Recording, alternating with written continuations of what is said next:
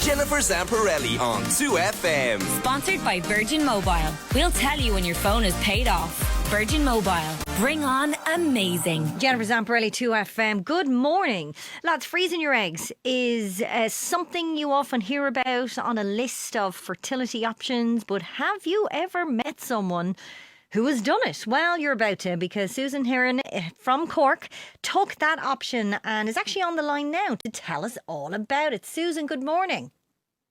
Hi Jen, how are you? I'm really good. It's great to talk to you. So, Susan, you're 36 now. Can I ask, when did the idea of freezing your eggs first enter your mind?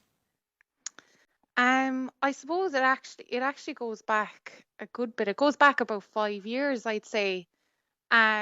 Where I read an article by someone that I kind of knew, and when I read it and it went through the benefits of it and why you should do it, and people are settling down much later in life. And after I read it, I always said that's a really smart thing to do, and I always had it in the back of my head, but I always put it on the long finger. And it was only, I suppose, this time last year that when I was 35 and I was kind of like, maybe this is something now that I should really start getting the ball rolling on. And so this time last year, I started looking into it properly. At the time you did it, Susan, had you ever met anybody who'd done the same? No, I actually, from that time 5 years ago to the time that I was getting it done, I actually had never met anyone who got it done. I'd never heard anyone talking about it or saying that they got it done. And I even think I read or heard very little in media about it since that time. So I really thought when I started to look into it, I really thought I was kind of maybe one of the first people going for it, even though I know I wasn't.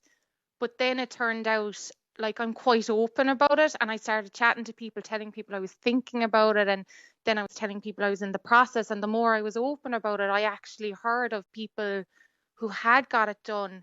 And even since I've gotten it done, I've heard of a few more people getting it done. And as well, because back in October, November, when I was starting the process and I was chatting to people, I've heard since that because I was so open about it, that I actually inspired someone else to start looking in and getting the procedure done, which I was delighted to hear about, because I didn't have that. I never got that. So yeah. Communication and talking is good. I've learned that from being on the show for sure. I mean, what was your family's reaction? To be fair, really, really supportive. Again, when I did mention it, like my family were like, "That's really smart. Like you'll always have those options now when you're older." And like there was never anything about it. It was always really supportive, and why wouldn't you be doing it? So you went, there's lots of clinics offering a service, but you went to the Waterstone clinic.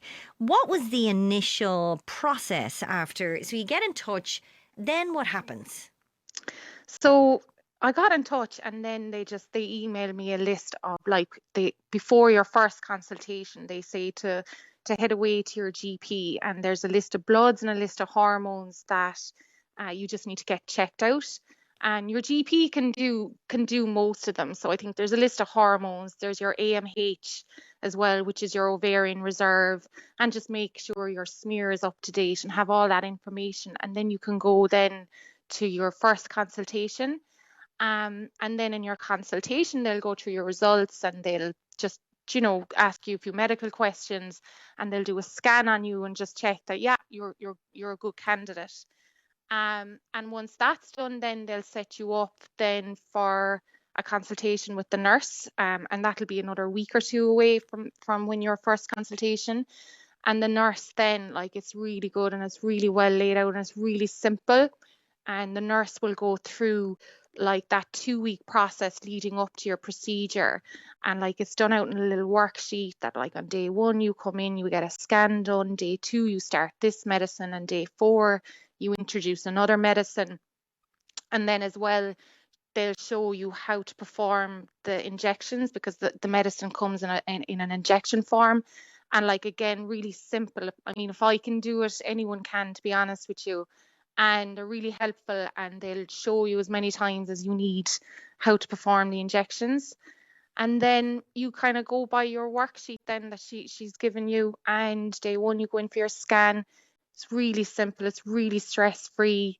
And then coming up to your procedure, they they'll bring you in for more and more scans then, because the injections you're on are like, they're bringing your follicles up to a mature size. So the clinic keep a good eye on like the size of your follicles, and they kind of want to optimize the process for you. They want you to get as many follicles as you can on the day of your procedure. So coming up to your procedure, you're in a lot for scans, and then once they think you're ready and that they have enough follicles at the right size, they'll set your date for your procedure. Is it a day job? Like, do you go in the morning, you're out in the afternoon kind of thing? Oh, you're in and out in about 2.5 hours, 3 hours. Yeah, Wow. it's a morning job. Yeah, absolutely. Is yeah. it? I hate to. I don't mean to sound. You can stop me if this is too intrusive. But is it like getting a smear? It's even. Yeah, I suppose it is like getting a smear, but it's actually better because It's less scrapey. It's less. It's like you're heavily sedated. I don't even recall the procedure.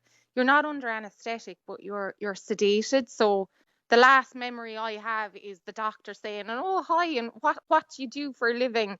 And I think I told him 2 words, and I was gone. Great. And then all I remember then is waking up in a bed.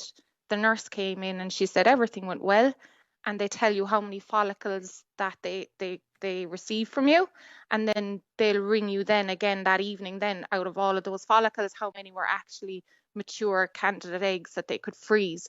But in and out, don't remember anything. Wow. It was a breeze. Yeah. Susan, so how many eggs have you got frozen and stored? I actually got a really good result. I got 17. Whoa! Which is yeah. Give us one of them. I know. That is amazing. So Yeah. I mean, that's incredible. So when you got the call and they told you you'd 17, was it? How did you feel mentally about this? Like, we keep talking about this insurance policy. Yeah. Did it give you a bit of security? Did you feel a little bit more relaxed? Yeah, I did. It's like, it's a big relief. It's a big weight off my shoulders. It's one less thing now. It's one less thing in my life Yeah. that I have to worry about. And I really mean that. Like, it's a weight off my shoulders. And it just, even if I never have to use them, and please God, that would be the ideal situation. It's just a weight off my shoulders, takes that pressure off. Now let's talk money for a sec, because it's not cheap. So what do you? I mean, do you mind give me a ballpark? Because you have to pay for the procedure and then storage is separate. Am I right? Mm-hmm. Yeah, correct. Yeah. So, and it might vary from clinic to clinic. I'm not too sure, but the package to get the egg freezing done, they do include a year storage in that. Mm-hmm. But then after that year, then it's a certain amount for 5-year storage. So you do have to keep in mind whatever lump sum you pay for the procedure, you have to keep in mind that in a year later you do have to come up with another lump sum. So it's like, I suppose it's in around it's in around 3-4 grand to get the procedure done. Yeah. And then another 1,500 for egg freezing. But what I would also say on that is, if you currently have health insurance, it's worthwhile looking in to see if your health insurance does a fertility package, because you could get money back. You could submit for some of them cover egg freezing, and you could get some money back. You could get quite a considerable amount that would help. It could go through your egg. It could go towards your egg freezing the following year. So interesting. So what is the end game for you? Do you know your plan, or was the idea just to be able to get on with life, knowing that you've had and you have these eggs in the bank? Is that the goal? Yeah, I think so. Like, it's the end game would be, I would hope that I would never have to use them. It would be great if I never did. But I mean, if I do have to use them, they're there and they're ready to go, and it's fantastic. I just don't have to worry about it. And like, I'll know myself when I do realise, look, it's time to dip into the piggy bank. I'll know that time when that time comes myself. But Yeah. look, hopefully never have to come to And that. and if you never have to dip into it, what do you do with your eggs? Can you donate them? Can you get, like, let's say, let's say you get pregnant in the next 2 years or whatever, and you're happy or whatever, and you don't need to dip into that insurance policy. What happens with the eggs? I'm actually, like, I'm not quite sure, but like, I'm glad you asked it, because it's only in the last couple of weeks that I have started to think about that can I donate the eggs? Because I'm like that. I'm very open-minded. I would love to do someone a favor. If it was a close family member or a close friend, I would absolutely love to do a favor of donating my eggs to someone I know and someone who deserves it. So I must, like, I probably have a bit of research to do on that, but I don't see why I couldn't. Yeah, But yeah. yeah, I'm sure that, well, I don't know, but I presume the option will be there. Susan, what advice would you give to someone listening now that this idea has struck with? And I mean, what should they look into or have in mind? So what I would say is get it done sooner rather than later. Yeah. And like, don't put it on the back burner. If you're in the position, don't put it on the back burner. I tell people do that. I tell people look into their health insurance. It might help. And yeah, go for it, because I think, like, I certainly remember coming out of my first consultation. It was the only time that I was probably emotional about it at any stage of the process, and I was like, this is the most worthwhile thing that I'll ever do. And what I would say is, even if you're not planning, if you don't know you want children at this stage, still, why wouldn't you secure your fertility? It's better to have the option in a few years' time than not having the option at all. So I would just tell people, just consider it one way or the other. Susan Heeran, thanks so much for taking the time to tell us about why you decided to freeze your eggs and how the whole thing works. We wish you the very best of luck with whatever comes next. As you heard there, Susan, freezing eggs is an option to consider, but it's important to say, like anything in life, there are no guarantees, but it really could be worth having a chat to your doctor, who could advise you on the many clinics offering this service in Ireland, and if this is an option for you. We'll have more